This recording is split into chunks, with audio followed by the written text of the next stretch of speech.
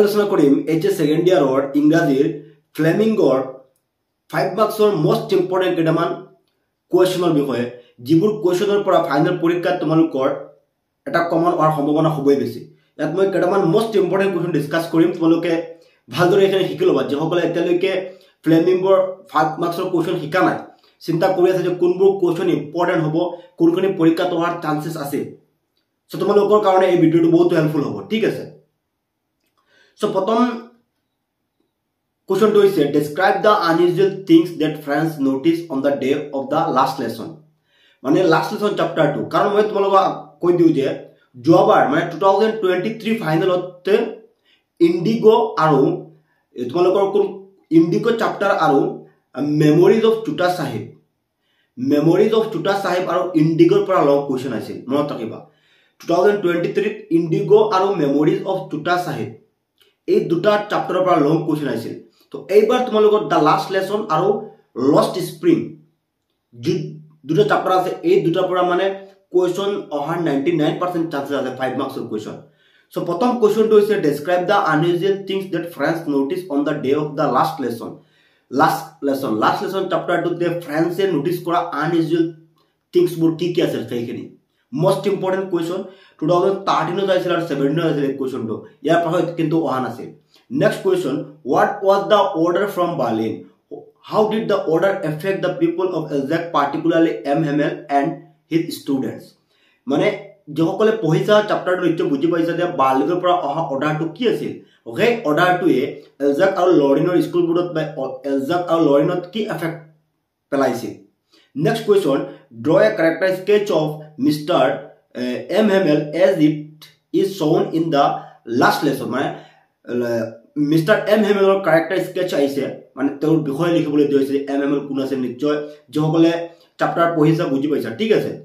3 নম্বৰ question describe the miserable plight of the people of Firozabad it most important question 2024 ফাইনেলৰ কাৰণে 4 number কোৱেশ্যনটো আৰু 1 number question মত ৰাখিবা মোস্ট ইম্পৰ্টেন্ট হ'ব describe the miserable plight of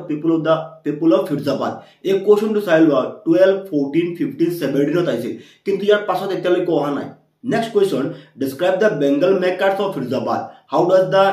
vicious circle of showcars and the middlemen never allow them to come out of poverty? এই কোৱেশ্যনটো আছে তোমালোকৰ lost spring এই পাঁচটা যে কোৱেশ্যন আছে এই পাঁচটা হৈছে প্ৰথমৰ তিনটা কোৱেশ্যন হৈছে দা লাস্ট লেসনৰ আৰু 4 নম্বৰ 5 নম্বৰ হৈছে লষ্ট স্প্ৰিংৰ next question Sophie and Jency were classmates and friends. What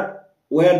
the difference between them that shown up in the story or compare and contrast Sophie and Jency highlighting their temperament and aspirations or compare and contrast Sophie and Jency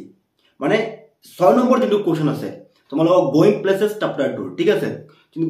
going places chapter 2 পৰা জবসৰ question অহা নাছিল so এই তিনটা question অৰ দি আছে মানে এই তিনটা কোৱেশ্যনৰ answer এটাই হ'ব কোৱেশ্যন অলপ বেলেগ গৈ আহিব পাৰে কিন্তু আনসাৰ এটাই হ'ব আৰু 7 number question the battle of Champaran is on he explain the context in which this was said এটো আছে তোমালোকৰ 7 নম্বৰ কোৱেশ্যনটো আছিল ইন্ডিগো চ্যাপ্টাৰটোৰ পৰা ঠিক আছে এটো ইম্পৰ্টেন্ট কোৱেশ্যন হয় সো ইয়াত মই টোটাল তোমালোকক 7টা কোৱেশ্যন দিছো লং কোৱেশ্যন আৰু তোমালোকে যদি এই 7টা ভালদৰে শিকি লোৱা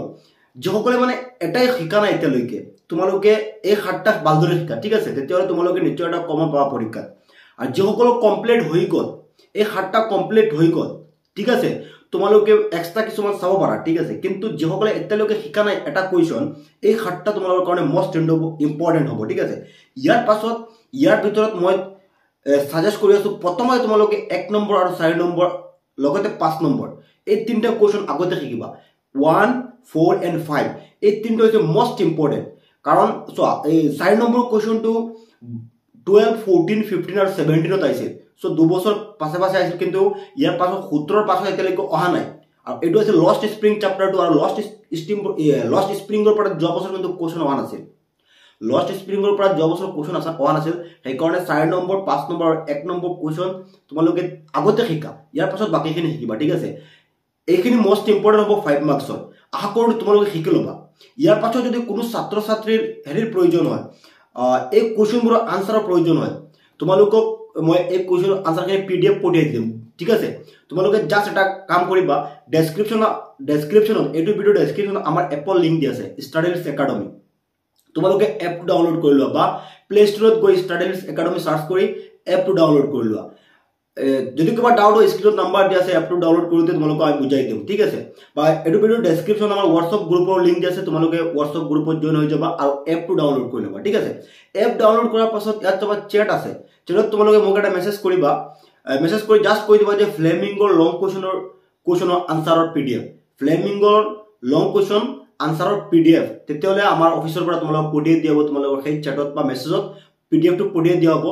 লগতে আনসাৰ থাকিব আনসাৰখিনি তোমালোকক পঠিয়াই দিয়া হ'ব যিসকলে এতিয়ালৈকে এইখিনি শিকা নাই তোমালোকৰ কাৰণে বহুতো হেল্প হ'ব